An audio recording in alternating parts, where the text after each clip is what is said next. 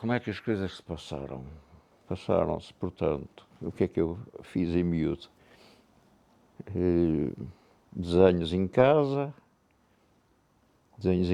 a partir dos livros que havia lá em casa e que eu reproduzia.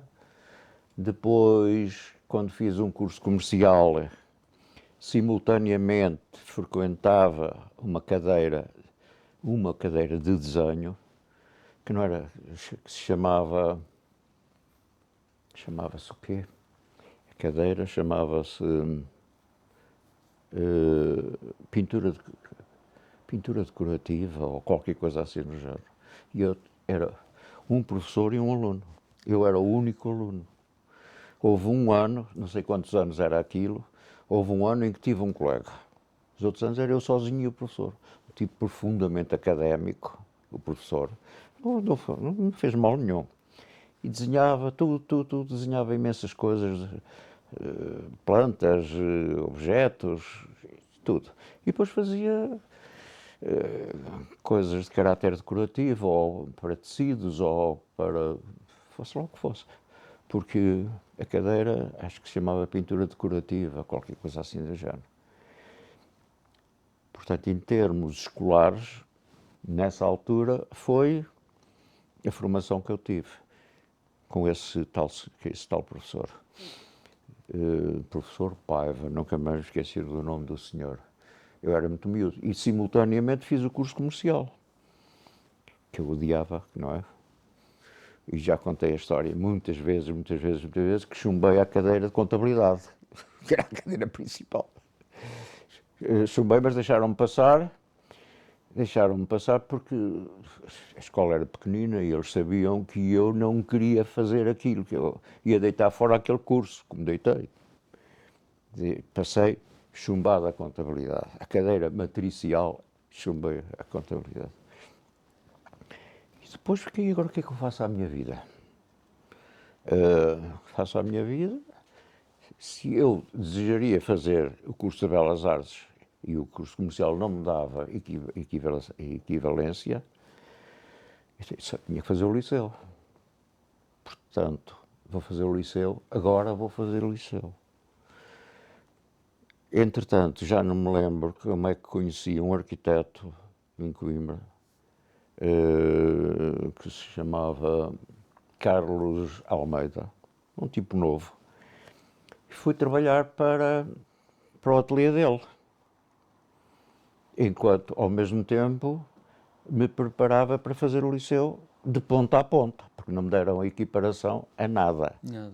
Nada, nada. E hoje, malandramente ou não, acho que o objetivo deles na altura era muito reacionariamente fazer uma seleção entre os que servem e os que vão ser servidos. Pá, Como é evidente. claro. Portanto, assim, havia uma série de malta que Ia para o curso comercial, que era para servir os do doutores. liceu que era para ser servido. Claro. Portanto, não dava equiparação. Quer dizer, havia a possibilidade de, depois do curso comercial, fazer, não sei se chamava o Instituto Comercial ou não sei o quê. Havia. E houve um rapaz ou outro que fizeram isso. Mas queria eu fugir, não é? Portanto, enquanto andei a trabalhar com o Carlos Almeida no ateliê dele, muito apaixonado também pela arquitetura, como era normal.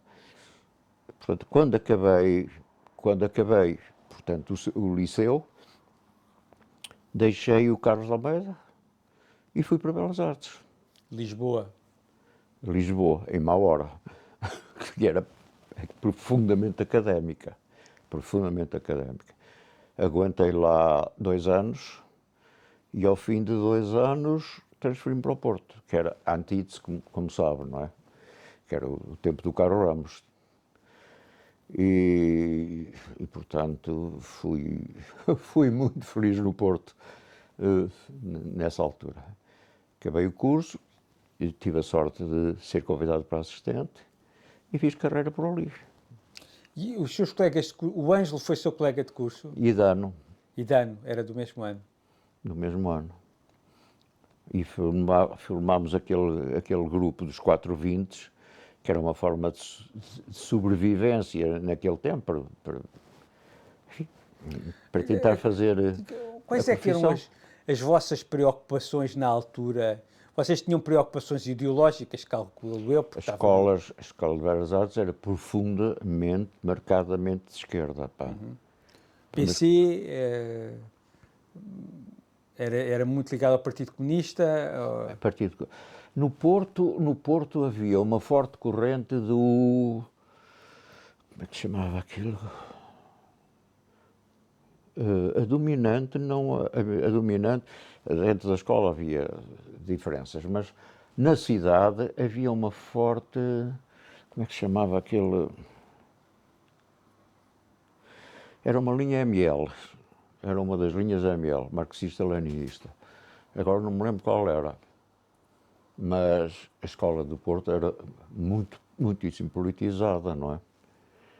E é curioso que o Carlos Ramos, que é uma personagem de quem eu já falei muitas vezes e que marcou muito a vida de todos nós,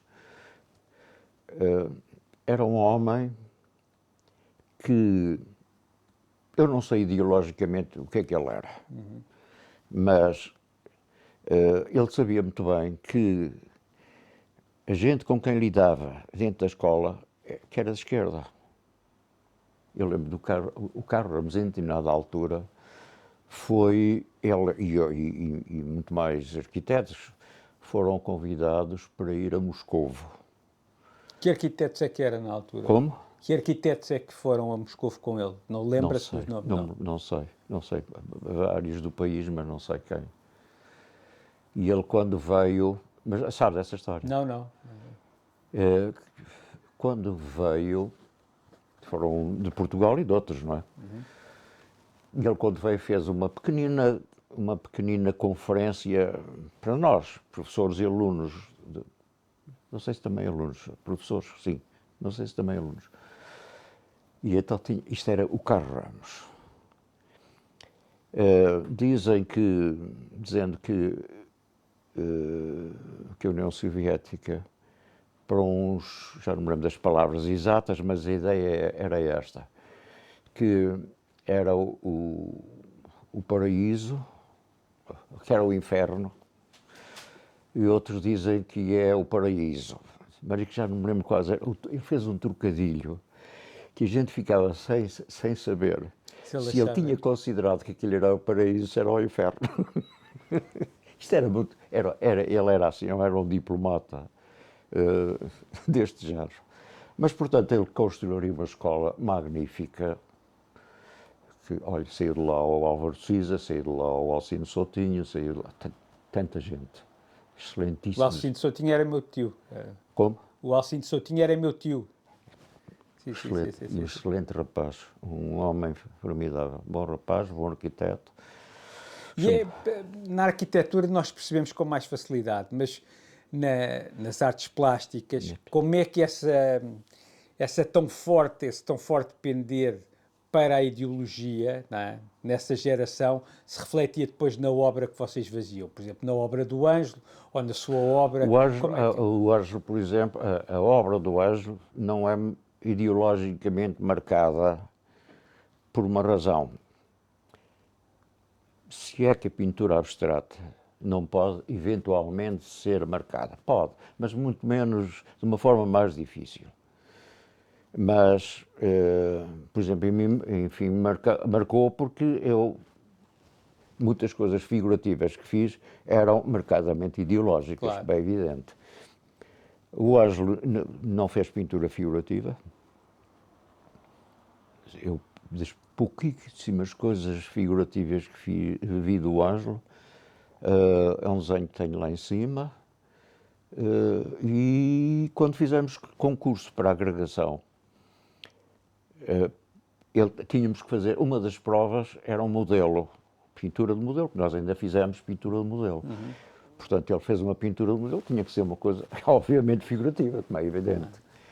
E é das poucas coisas figurativas que eu vi dele. Há um retrato dele, acho que há um retrato, suponho que é da avó dele, ou coisa que valha, que também é uma coisa figurativa. mas era um pintor não figurativo em termos absolutos. O Zé Rodrigues, que fazia parte do nosso grupo, escultor, sim, trabalhou muita figuração na escultura dele. O Armando Alves, o nosso grupo, portanto, o tal grupo que lhe falei dos 420, era o Armando Alves, era eu, o Zé Rodrigues e o Ângelo. E para nós foi muito importante esse grupo, porque nos abriu portas e porque era para isso que a gente fez o grupo, era para nos safarmos, para tentar dizer estamos aqui, mais nada. Mas era uma coisa mais, porque 4 valiam mais do que Não, uma. foi 4 porque nós éramos amigos. E depois, os 420, ambos tivemos 20 valores, Tiveram 20 valores. todos tínhamos 20 valores. Ok. A verdade é que havia uma certa ironia, uma certa não, uma total ironia, porque houve uma inflação de notas. E houve muitos valores, houve muitos 20. Houve bastantes 20. E aí também talvez uma certa jogada do Carlos Ramos em relação à Escola de Lisboa, havia ali umas... Não era inocente o surgimento dos 20. E por isso é que nós jogámos ironicamente com 4,20. uma coisa que não era habilidade nenhuma em especial, mas que servia em termos publicitários. E, inclusivamente, um dos cartazes que fizemos, que foi um cartaz feito por Armando, foi com os maços de cigarros dos 320, em que ele fez uma composição com 420, em vez de ter 3, tinha 4. Estávamos a falar da ideologia do vosso trabalho. Sim, sim. Há uma coisa, do pouco que eu conheço do seu trabalho, infelizmente, eu noto que realmente há coisas muito diferentes. Por exemplo, o Ângelo, aquilo pareceu que ele andou sempre ali à volta do mesmo assunto. Não sei. Pois. No caso do Jorge, eu vejo coisas que quase parecem neorrealistas, não é? E claramente ideológicas, diretas. De um realismo quase académico. Depois tem coisas como as coisas que andam à volta da série da Fibonacci. É verdade. Pá, que é outro mundo, completamente. E é uma outros, coisa e outros. que a mim remete mais para a música, para uma série de coisas. E depois tem estas coisas que nós também costumamos ver, que são as esculturas, onde eu vejo uma maior proximidade ao trabalho do Ângelo. Não sei se concorda. Não sei. E não. Mesmo as pinturas de parede. Sim, poderá haver o ar do tempo. O ar do tempo, pois, para mim também, eu digo isto de uma forma completamente inocente, mas ali parece haver alguma proximidade também, alguma arte pop, alguns daqueles elementos. O pop inglês, o pop não me agradou. Mas... Então podíamos começar por aí. Porquê é que vês aquelas esculturas, mas não estou a falar as de acrílico, estou a falar mesmo das outras, as que vêm da parede e que vão até ao chão, com os elementos de cor. Como é que isso aparece? Para mim é muito engraçado, eu gosto muito desse trabalho, mas gostava de perceber melhor como é que aparece esse trabalho. Não sei. Ainda bem. Não sei. Não sabe, foi do nada. Não sei. Não sei. É o ar do tempo, não sei. Há uma coisa engraçada aqui, que essa é que é marcante, que eu tive duas bolsas, duas boas bolsas, e nenhuma foi como pintor, foi como professor, eu já era professor, e as bolsas foram dadas por a Gulbenkian, a tia Gulbenkian, e a primeira foi para visitar escolas da Europa, ver o que é que eles estavam a fazer, etc, etc, etc. E, simultaneamente, ver tudo o que pudesse ver. Claro. E, portanto, corri quase não sei quantos meses essas principais escolas da Europa.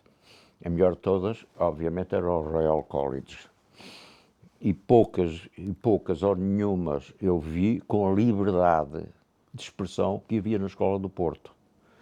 A paupérrima Escola do Porto, extremamente pobre, tinha uma liberdade de expressão que eu só encontrei no Royal College of Art. Isso foi o grande mérito do Carlos Ramos. Todas as outras eram muito mais conservadoras. As outras todas muito conservadoras. Nessa mesma altura, na escola de Lisboa, não se podia fazer pintura abstrata. Não se podia. Não se podia. Era proibido. No meu primeiro e segundo ano, não se podia fazer pintura abstrata. Imagine, portanto... Bom, mas, portanto, Estávamos a sua falar, pergunta... estávamos a falar de como é que aparecem aquelas Como é que pinturas. aparece? Dessa primeira bolsa, e pelos vários países que eu tinha que percorrer, Amsterdão foi para mim fundamental, porque o Museu de Arte não me lembro agora o nome do museu, o Museu de Arte Contemporânea de Amsterdão é o, não sei se é o Stedelijk Museum, se é o outro. Tinha um diretor formidável que fazia umas exposições durante muito pouco tempo e às vezes algumas das peças eram repetidas num outro contexto e cada exposição era uma verdadeira lição. A gente lia, naquela exposição a gente podia ler um percurso e eu aprendi imensíssimo a ver isso, a ver isso. E coisas que ia lendo ao mesmo tempo.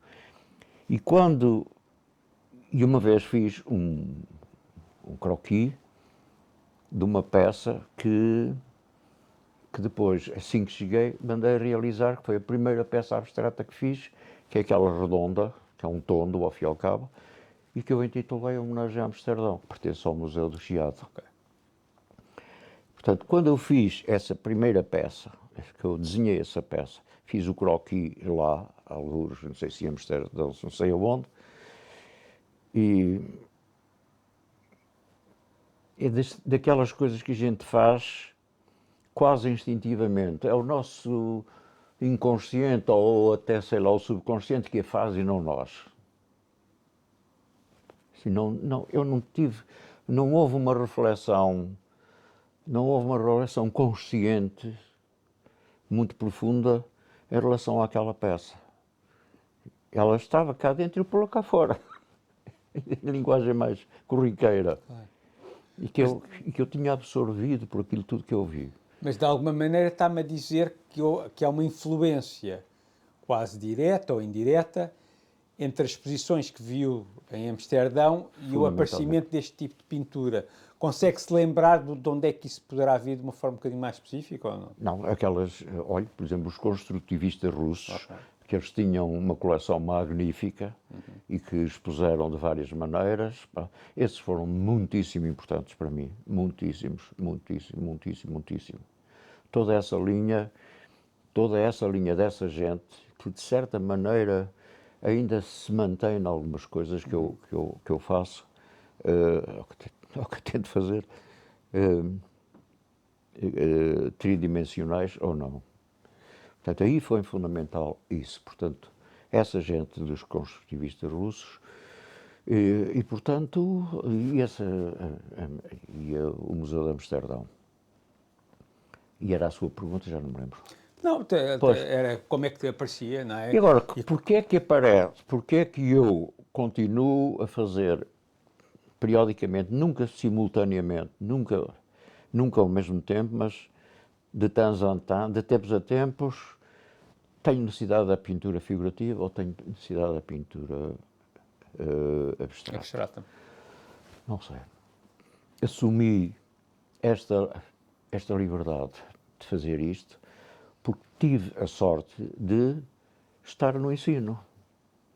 E como a minha forma de subsistência fundamental era o ordenado que recebia como professor, e a minha mulher também era professora, tínhamos o suficiente para podermos viver, eu podia-me dar ao luxo de no ateliê fazer aquilo que muito bem me apetecesse. Claro. E foi o que eu sempre fiz. Isso é a questão, quem me disse isso, isto não é da minha cabeça, foi o Rui Sanches que uma vez me disse. O Rui Sanches manda-lhe um grande abraço, estive agora com ele. Outro para ele. Vai estar com ele agora na inauguração. Tive há uma hora com ele também é da galeria, como sabe, sim. E ele ficou todo contente que fosse lá expor. É um gajo muito porreiro, ficou todo contente e mandou-lhe um grande abraço. Obrigado, retribuo-lhe.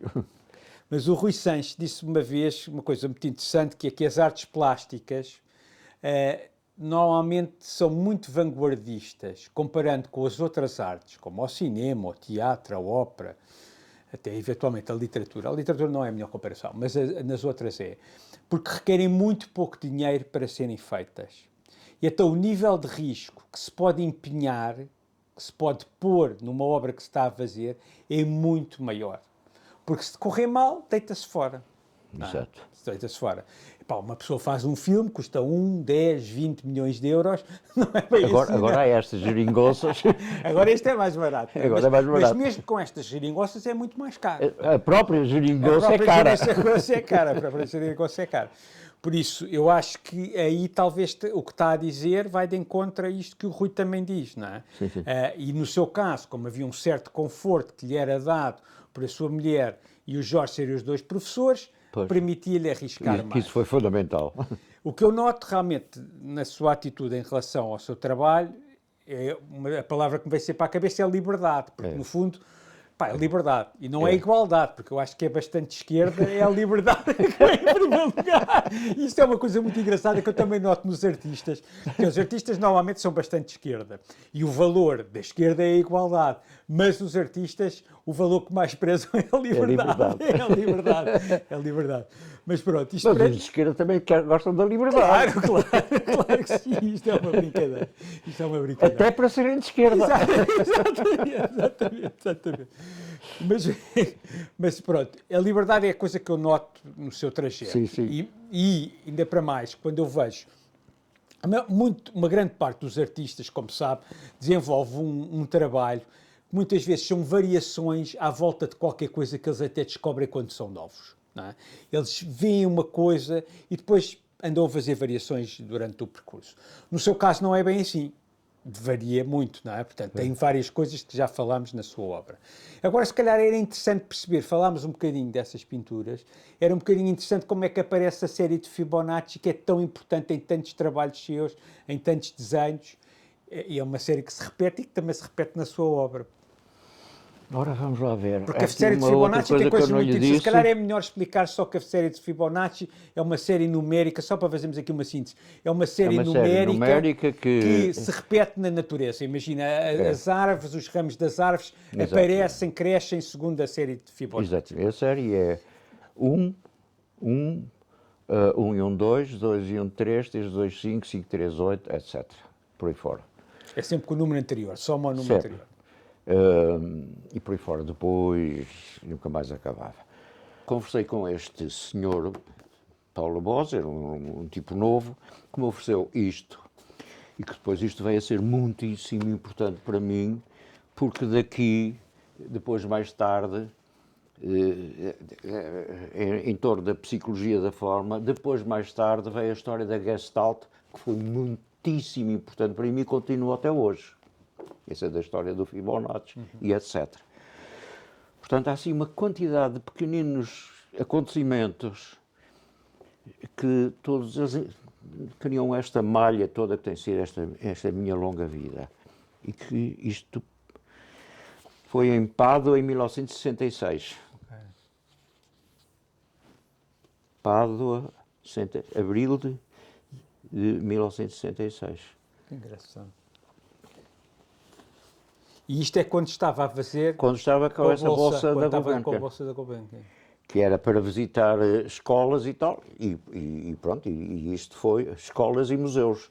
E foi de facto extremamente precioso para mim, fundamental.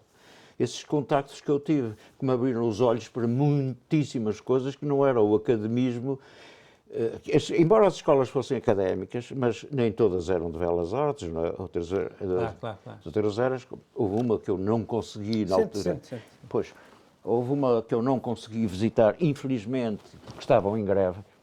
Facevano Ciopero, que estavam constantemente a fazer coisas que não havia em Portugal naquele tempo, é evidente, que era a Escola de Design de Veneza, daqueles famosíssimos arquitetos e designers que saíram de lá, agora ia dizer os nomes, já desapareceram outra vez. Essa, infelizmente, não a pude ver porque estavam em greve, estavam sempre em greve. E, aliás, em Veneza estive pouco tempo por mandar que detestei Veneza. Não gostou? Fui lá no inverno, fui lá já 2 vezes e de nenhuma vez gostei. A primeira vez fui então porque era um dos sítios, porque era ver essa escola de... Como é que se chamava essa escola? Não me lembro. Que era famosa por esses arquitetos que tinha. Mas não, é deprimente, aquilo é muito deprimente. E em relação ao Fibonacci, à série de E Fibonacci, ela vem daqui. portanto vai tudo daí para fora, não é? Portanto começa exatamente com... Primeiro foi a teoria da Gestalt, desses fulanos, depois, numa segunda fase, é o problema do estruturalismo. Que enfim, que também consultei muita coisa e li muitas coisas e que muitíssimo me influenciou. E tudo isso que eu faço hoje, a base, a construção, o tipo de raciocínio, está alicerçado nestas 2 coisas de que tínhamos estado a falar, não é? E falando da terceira, de uma terceira vertente do seu trabalho, que é uma coisa mais ideológica e mais figurativa, não é? Sim, sim.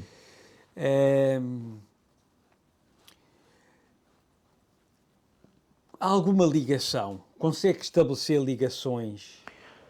Quando componho... Em vez de lhe estar a perguntar agora como é Sim. que aparece essa parte, ou porque é que essa parte nunca desaparece, ou porque é que não fica só essa parte, é perceber se sente que isto tudo se cruza e se cruza, onde é que se cruza? Ora bem, uma coisa... Como é que eu vou ao alçapão buscar isso?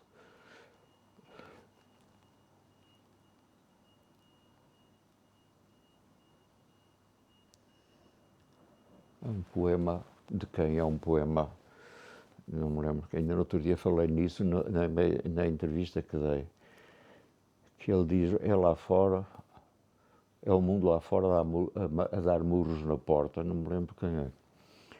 E realmente, uma coisa é nós estarmos fechados no nosso ateliê, a pensar na série do Fibonacci, na harmonia e na proporção e não sei quatro.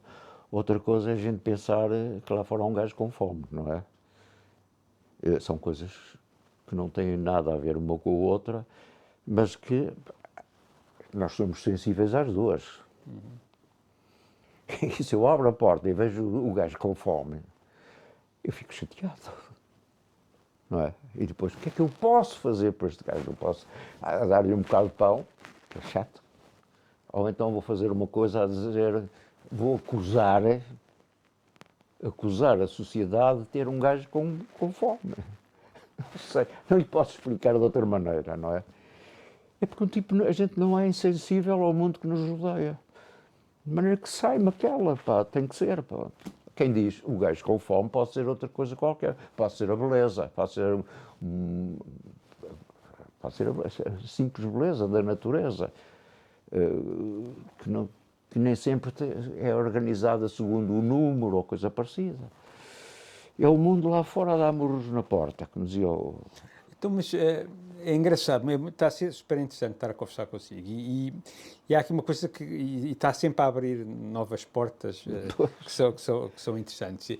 Porque hoje em dia, se calhar sempre, eu vejo que há artistas claramente que estão mais a tratar do mundo lá fora e há artistas que estão claramente mais... A pensar no mundo interior. No mundo interior, pá, ou estão mais relacionados com problemas da beleza, do belo, do sublime, seja lá do que for, ou que estão a tratar problemas formais dentro da pintura ou da escultura.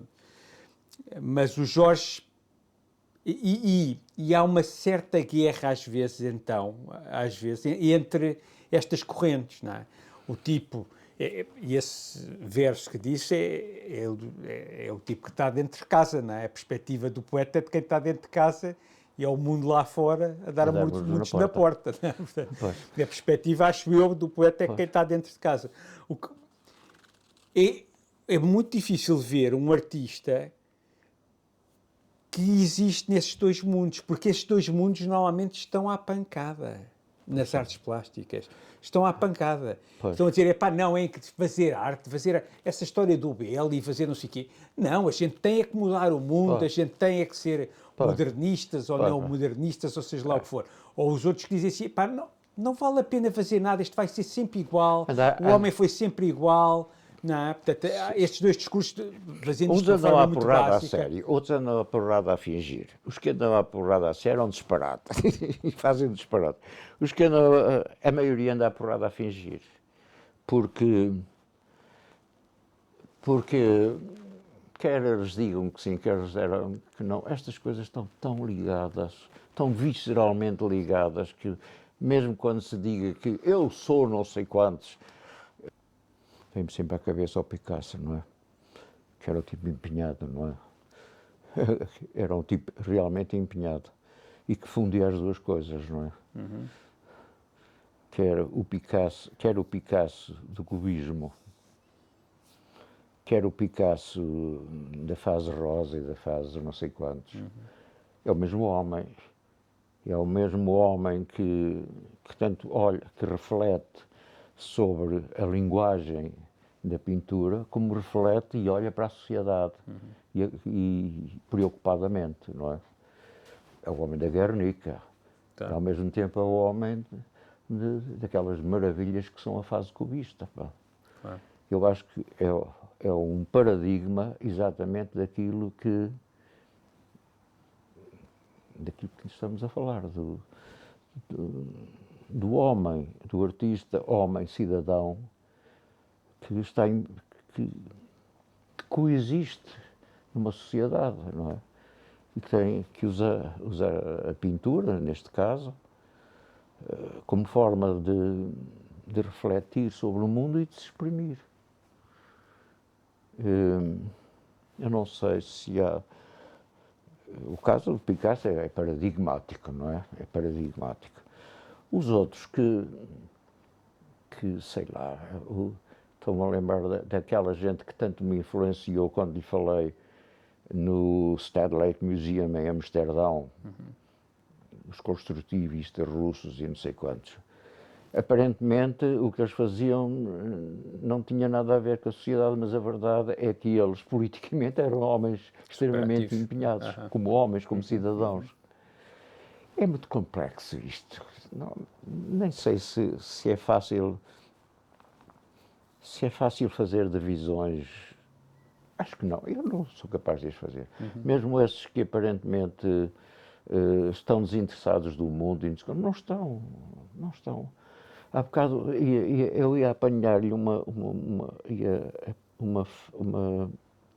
frase que disse, e eu disse depois que era quando estava a dizer que havia artistas que olhavam só para a natureza, já não me lembro como é que disse, ou para o...